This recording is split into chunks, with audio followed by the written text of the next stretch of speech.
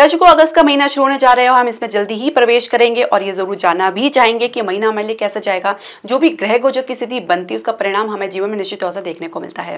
हर एक दर्शकों, वैदिक एस्ट्रो केंद्र में आपका स्वागत है। मैं ज्योतिष आचार्य पूजा। तो हमारी मासिक राशि फल देश की श्रृंखला में हम मध्य भाग में पहुंच गए। हमने अब तक आपको 6 राशि के बारे में बता चुके हैं और आज की इस वीडियो में चर्चा करेंगे हमारी 7वीं राशि तुला राशि के बारे में। तुला राशि के जातकों के लिए अगस्त का महीना कैसे रहेगा, जो भी ग्रह गोचर की स्थिति बनेगी वह आपके स्वास्थ्य में किस प्रकार का प्रभाव डालेगी, कुछ सुधार आपको देखने को मिलेगा, ये हम समझेंगे। साथ ही शिक्षा करियर के लिए किस प्रकार के उतार चढ़ाव से गुजरना पड़ सकता है, कार्य क्षेत्र में किस प्रकार का माहौल रहेगा, कार्य क्षेत्र में आप कुछ नया प्रयास कर सकते हैं या कुछ नई जॉब के लिए अगर आप प्रयास करें तो उसके लिए कैसा संभावना बनेगी, व्यवसाय बिजनेस के लिए किस प्रकार का उतार चढ़ाव से गुजरना पड़ सकता है, ये पूरे विश्लेषण के साथ हम आपके सामने प्रस्तुत करेंगे। इसके अलावा प्रेम संबंध लव रिलेशनशिप के लिए अगस्त का महीना कैसा जाएगा, क्या सावधानी आपको बरतनी है, यही कुछ समझेंगे। विवाहित दंपतियों के लिए उनके लिए कैसा रहेगा, क्या संतान प्राप्ति के मार्ग खुलेंगे, ये भी हम समझेंगे। इसके अलावा कुछ ज्योतिष प्रमाणिक उपाय तो आप वीडियो के अंत तक जरूर बने रहे। तो दर्शकों, आप अपनी जन्म राशि या लगन के अनुसार देख सकते हैं जो ग्रह गोचर की स्थिति शुरुआत में बनने जा रही वो इस प्रकार है।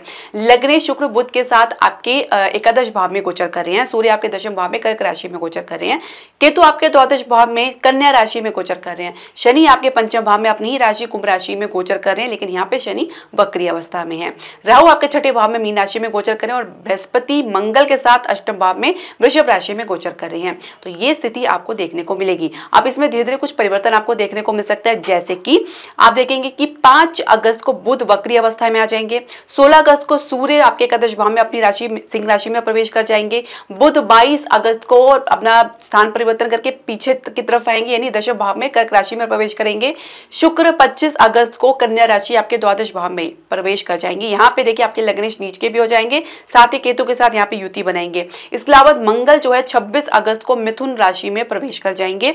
यहाँ पे आप देखेंगे कि भाग्य स्थान में मंगल का प्रवेश होगा और बुध पूरे राशि परिवर्तन करेंगे, यानी राशि परिवर्तन नहीं करेंगे, बुध मार्गी हो जाएंगे 29 अगस्त को आपके दशम भाव में कर्क राशि में ही रहते हुए। अब इसका क्या परिणाम आपको देखने को मिलेगा, लेकिन शुरुआत करने से पहले मैं आपसे एक निवेदन करना चाहूंगी कि आप हमारे चैनल को सब्सक्राइब करें, बेल नोटिफिकेशन जरूर प्रेस करें। इसके अलावा आप हमारे चैनल को लाइक और शेयर जरूर करें। तो स्वास्थ्य से हम शुरुआत करते हैं। देखिए, केतु आपके द्वादश भाव में, राहु आपके छठे भाव में गोचर कर रहे हैं, ये पूरे साल इसी भाव में रहेंगे और कुछ परेशानी आपको स्वास्थ्य संबंधी जरूर देखने को मिल सकती है, खासकर यदि आपकी राहु या केतु की दशा या अंतर्दशा चल रही है तो आपको काफी सावधान रहने की आवश्यकता है। अब क्योंकि राहु की यहाँ पे पोजीशन काफी बड़ी है, क्योंकि राहु तीसरे छठे और 11वें घर के कारक ग्रह माने गए हैं। यहाँ पे राहु आपको निश्चित तौर से कुछ ना कुछ समस्या भी देंगे, लेकिन उसे आपको उबारेंगे भी, उसे आपको पार भी ले जाएंगे। तो समस्या बनी रहेगी, कोई छोटी मोटी समस्या देख सकते हैं। यदि राहु आपकी कुंडली में पीड़ित होकर बैठे तो समस्या बढ़ भी सकती है। इसके अलावा अब हम देखते हैं कि आपकी लग्नेश तो फिलहाल अच्छी पोजीशन है, एकादश भाव में है। जैसे ही आपके जो शुक्र है 25 अगस्त को आपके द्वादश भाव में केतु के साथ युति बनाएंगे, यहाँ पे नीच के भी हो जाएंगे, तो कुछ ना कुछ स्वास्थ्य संबंधी समस्या देखी जा सकती है, खासकर शुगर की समस्या। यदि आप शुगर के पेशेंट है तो आप देख सकते हैं शुगर की समस्या किसी को नई भी उभर सकती है। इसमें कुछ आप कह सकते हैं कि काफी फ्लक्चुएशन आपको देखने को मिल सकता है। अब रिकवरी के लिए आपके लग्नेश का मजबूत होना बहुत जरूरी है, तो उसके लिए आप अपनी इम्यून सिस्टम में अच्छे से काम करें, खान पान को दुरुस्त रखें, बाहर की किसी भी तली स्पाइसी फूड को आप बिल्कुल ही अवॉइड करें। इसके अलावा हो सके तो खान पान में आप सात्विकता बरतें, ये बहुत जरूरी है। शनि आपके पंचम भाव में वक्री अवस्था में गोचर कर रही हैं, तो ये एक पाचन से संबंधित समस्या, वात से रिलेटेड प्रॉब्लम भी दे सकते हैं, जहाँ पे आपको स्लो डाइजेशन देखने को मिल सकता है, खाना पचने में दिक्कतों का सामना करना या बार बार गैस की समस्या भी देखी जा सकती है। तो ये कुछ इस प्रकार की समस्या देख सकते हैं। खासकर बृहस्पति मंगल के साथ अष्टम भाव में गोचर कर रही है। यहाँ पे बृहस्पति आपके चतुर्भाव में दृष्टि डालेंगे, तो यहाँ पे जो हृदय के मरीज उनको भी काफी सावधान रहने की आवश्यकता है। चेस्ट कंजेशन, चेस्ट पे भारीपन की समस्या देख सकते हैं, कुछ ब्लड से रिलेटेड इन्फेक्शन भी देखा जा सकता है, चोट इत्यादि का भय, ये छोटी छोटी समस्या जो है आपको देखने को मिल सकती है। तो ये जैसे समस्या आएंगी जाएंगी, जैसे ही इनके राशि में परिवर्तन होगा तो उसमें भी कुछ सुधार आपको देखने को मिलेगा। लेकिन मध्य अगस्त के बाद यानी अगस्त के अंत की अगर हम बात करें तो काफी आपको सावधान रहने की आवश्यकता हो सके तो मेडिटेशन जरूर करें, स्ट्रेस आपको रिमूव करने के लिए। ये स्ट्रेस आपके कम करता है, साथ ही आपके फोकस बनाने में आपकी मदद करता है, विल पावर को स्ट्रॉन्ग करता है। शिक्षा करियर के लिए कैसा रहेगा, रहेगा वो समझेंगे। देखिए भाव में पंचमी शनि वक्री अवस्था में गोचर कर रहे हैं, यहाँ पे थोड़ा सा स्लो प्रोग्रेस देख सकते हैं, काम थोड़ा स्लो चल सकता है आपको रिजल्ट में। हालांकि आपके लग्नेश बहुत ज्यादा आपको सपोर्ट कर रहे हैं, बुध भी यहाँ पे बैठ के आपको सपोर्ट कर रहे हैं, साथ ही एकादश के स्वामी सूर्य की पोजीशन भी काफी अच्छी है, दशम भाव में बैठ के काफी अच्छा सपोर्ट आपको देखने को मिलेगा। आपके भीतर ऊर्जा काफी पॉजिटिव रहेगी, लेकिन परिणाम आपके अपेक्षा अनुसार नहीं मिलने की वजह से कहीं ना कहीं कुछ निराशा आपको देखने को मिल सकती है।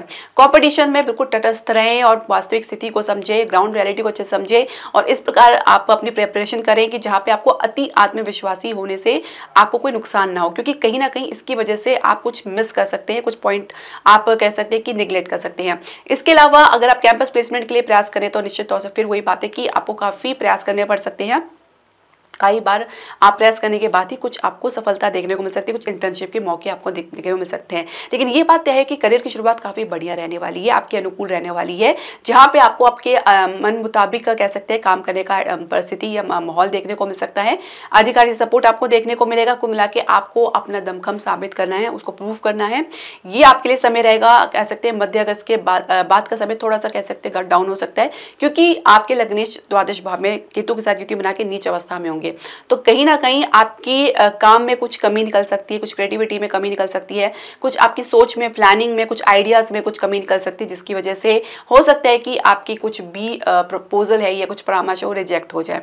तो ये कुछ इस प्रकार से देख सकते हैं। हालांकि आपके कॉन्फिडेंस तो बना रहेगा, लेकिन कहीं ना कहीं मन में किसी बात को लेकर कुछ भय देखा जा सकता है, कुछ इंस्टेबिलिटी की समस्या देखी जा सकती है। हालांकि ऐसा कुछ है नहीं, लेकिन फिर भी आपके मन में भय बना रहेगा, क्योंकि राहु की दृष्टि आपके दशम भाव में भी पड़ेगी। तो ये भय आपके कह सकते हैं कि कभी ना कभी उभर कर सामने आ सकता है।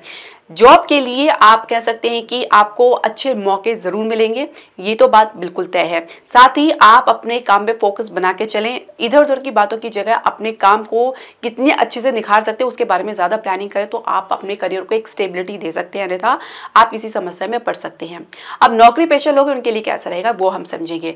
देखिए दशम भाव में आपके सूर्य गोचर कर रहे हैं, अब आपके एकादश की पोजीशन भी काफी अच्छी है, तो शुरुआत तो आपके लिए काफी फेवरेबल रहने वाली है, आपके पक्ष में रहने वाली है। इसके अलावा भाग्य का साथ भी आपको मिलेगा कि भाग्येश लग्नेश दोनों एकादश भाव में बैठ के लाभ के भाव में बैठ के गोचर कर रहे हैं, तो शुरुआत धमाकेदार देख सकते हैं। आप जितना चाहे तो इसका फायदा उठा सकते हैं, क्योंकि 26 अगस्त के बाद इसमें कुछ गिरावट भी देखने को मिल सकती है। इसके अलावा बुध का वक्री अवस्था में होने की वजह से कुछ काम में रुकावट देखी जा सकती है, काम में डिले देखा जा सकता है, काम पूरा होने में संदेह देखा जा सकता है।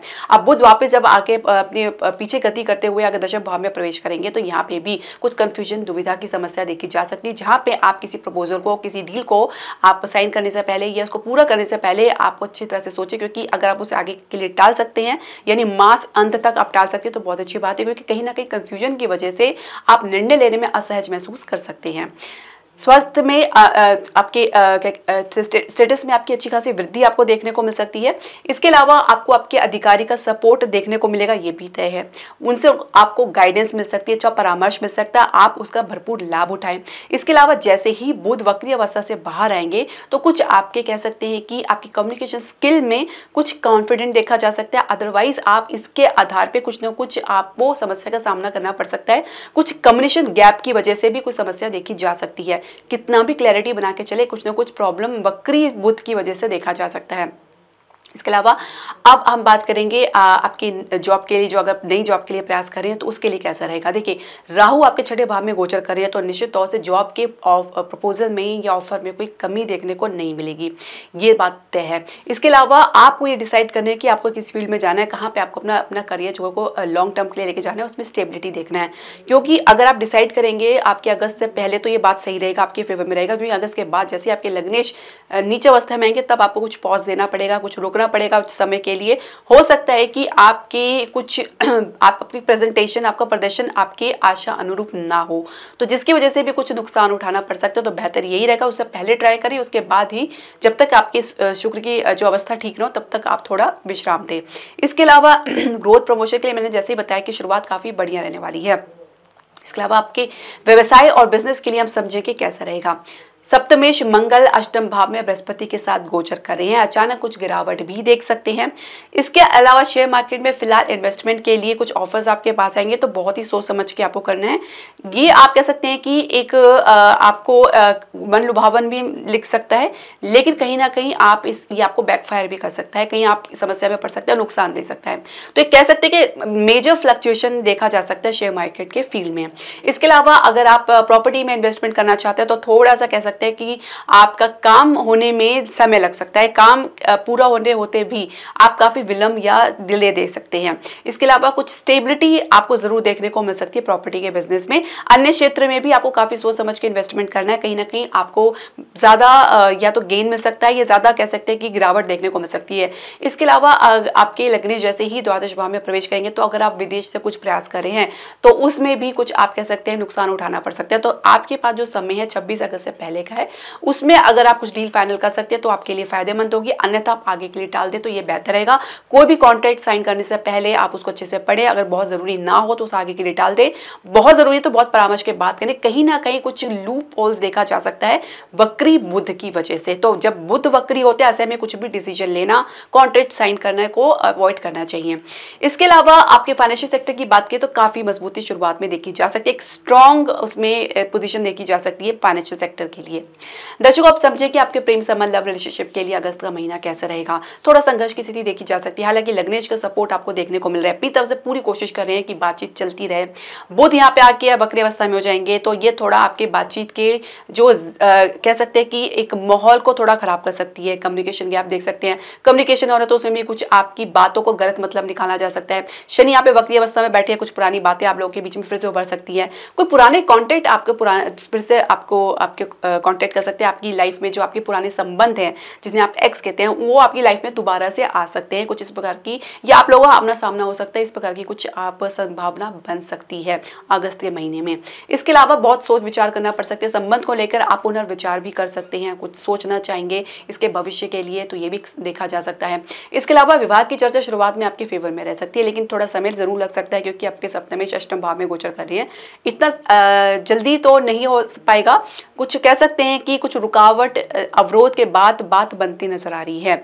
विवाहित दंपति के लिए कैसे रहेगा उसे हम समझेंगे। सप्तमेश मंगल अष्टम भाव में बृहस्पति के साथ गोचर करे तो पोजीशन अच्छी नहीं है। आपको ससुराल पक्ष से कुछ ना कुछ मनमुटाव या कुछ मिसअंडरस्टैंडिंग या कुछ कहा सुनी तनाव देखा जा सकता है, वाद विवाद देखा जा सकता है, जिसका असर आपके रिलेशनशिप पर निश्चित तौर से देखने को मिल सकता है क्योंकि आपके जीवन साथी पूरी तरीके से उनके प्रभाव में रहेंगे। हालांकि कुछ कह सकते हैं कि कुछ बीच बचाव देखा जा सकता है, कुछ बुजुर्ग व्यक्ति के कारण आप लोगों के बीच में एक कह सकते हैं कि एक अच्छा कम्युनिकेशन बनाने का प्रयास किया जाएगा, एक अच्छा सौहार्द बनाने का प्रयास किया जाएगा, लेकिन फिर भी कुछ छोटी मोटी समस्या इसके संदर्भ में देखी जा सकती है। अब ये आप कह सकते हैं 26 अगस्त के बाद जैसे ही सप्तमेश नवम भाव में प्रवेश करेंगे तो आपके जो भी समस्या है उसमें भी थोड़ा आपको कह सकते हैं कि राहत देखने को मिल सकती है, एक रिलीफ आपको देखने को मिलेगा। वैसे तब तक आप शांति बनाए रखें, उग्र होने की आवश्यकता नहीं है क्योंकि कहीं ना कहीं आपके जीवन साथी अपना आपा खोते नजर आ रहे हैं। पेशेंस की कमी, हर बात में प्रतिक्रिया देना, चिड़चिड़ापन, कुछ इस प्रकार की समस्या आप लोगों के बीच में देखी जा सकती है। अगर आप संतान के लिए प्रयास करें तो निश्चित तौर से स्ट्रगल थोड़ा सा लंबा देखा जा सकता है क्योंकि शनि यहाँ पे वक्री अवस्था में, दूसरा आपके लग्नेश थोड़ा सपोर्ट करने का प्रयास तो करेंगे लेकिन विलंब डिले आप मानकर चलें। इसके अलावा अगर आप संतान के पक्ष से आपके बारे में सोचना चाह रहे हैं तो उनसे आपको कह सकते हैं कि मिला जुला रिस्पॉन्स देखने को मिल सकता है, शुरुआत थोड़ी सी आपके लिए फेवरेबल रह सकती है। आप कुछ उपाय की बात कर लेते हैं, ये बहुत जरूरी है। आपको आपके लग्नेश को उपाय करना, जैसे ही वो आपके द्वादश भाव में आएंगे और लीच अवस्था में केतु के साथ युति बनाएंगे। रिलेशनशिप के लिए बिल्कुल भी अच्छा समय नहीं है, आपके पर्सनल रिलेशनशिप के लिए, आपके बिजनेस के लिए बिल्कुल भी अच्छा समय नहीं है। आपका कह सकते हैं कि ब्रेकअप तक भी हो सकता है क्योंकि केतु पूरी तरीके से नष्ट भ्रष्ट कर सकते हैं और केतु यहाँ पे कन्या राशि में जहाँ पे शुक्र बिल्कुल ही नीच के होंगे और बलहीन होंगे, कोई बल नहीं होगा तो उनको बल देने की आवश्यकता है। तो प्रत्येक शुक्रवार को आपको श्री सूक्त का पाठ करना है या शुक्र देव के जो है मंत्र का आप जाप कर सकते हैं। इसके अलावा आप 108 बार करना होगा ओम शुम शुक्राय नमः। इसके अलावा आप शुक्र संबंधी वस्तु का दान कर सकते हैं। शुक्रवार को सफेद गाय को रोटी और गुड़ जरूर खिलाएं, सेवा कर सकते हैं तो बहुत अच्छी बात है। इसके अलावा किसी विवाहित स्त्री को आप कुछ मेकअप का सामान गिफ्ट कर सकते हैं। महिलाओं का सम्मान करें, महिलाओं के कारण कुछ समस्या देखी जा सकती है, खासकर आप लोगों के बीच में कह सकते हैं कि आपके आसपास के लोग जो महिलाएं उनके साथ कुछ कह सकते हैं कि वाद विवाद या उनके कारण कुछ समस्या बढ़ सकती है, देखी जा सकती है। तो हो सके तो मामले को रफा दफा करें, उसको ज़्यादा तूल देने की आवश्यकता बिल्कुल भी नहीं है, अन्यथा आपकी समस्या में पड़ सकती हैं। आपके द्वादश भाव में गोचर करें तो ये आपको बहुत बड़ी समस्या और नुकसान में भी डाल सकते हैं, बहुत सावधान आपको रहने की आवश्यकता है। शुक्र के लिए आप चाहे तो आप इत्र का प्रयोग भी कर सकते हैं, जो सफ़ेद कमल के इत्र का प्रयोग करेंगे तो बहुत अच्छी बात रहेगी। इत्र आप माता लक्ष्मी को भी अर्पित कर सकते हैं। ये छोटे छोटे उपाय आप जरूर करें तो ये निश्चित तौर से आपको कारगर साबित होंगे। शुक्रवार वाले दिन आप वस्त्र जो है सफ़ेद ही रंग का पहने, ये भी आपके शुक्र ग्रह को मजबूती प्रदान करता है। इसके अलावा मंगल का भी आप उपाय कर सकते हैं, क्योंकि सप्तमेश है तो मंगल के लिए आप मंगलवार को आप लाल वस्तु का दान हनुमान मंदिर में कर सकते हैं। इसके अलावा आप प्रत्येक दिन आप हनुमान चालीसा का पाठ आप नित्य करें, ये आपके लिए भी बहुत ज़रूरी है। तो ये छोटे छोटे उपाय आप ज़रूर करें, निश्चित तौर से आपको जो भी इसके बुरे परिणाम है उससे आपको राहत ज़रूर देखने को मिलेगी। श्रद्धा और विश्वास के साथ करें। तो दर्शकों, आपके जो भी प्रश्न, सजेशन या राय है आप हमारे कमेंट बॉक्स में ज़रूर डालें। हरे कृष्णा।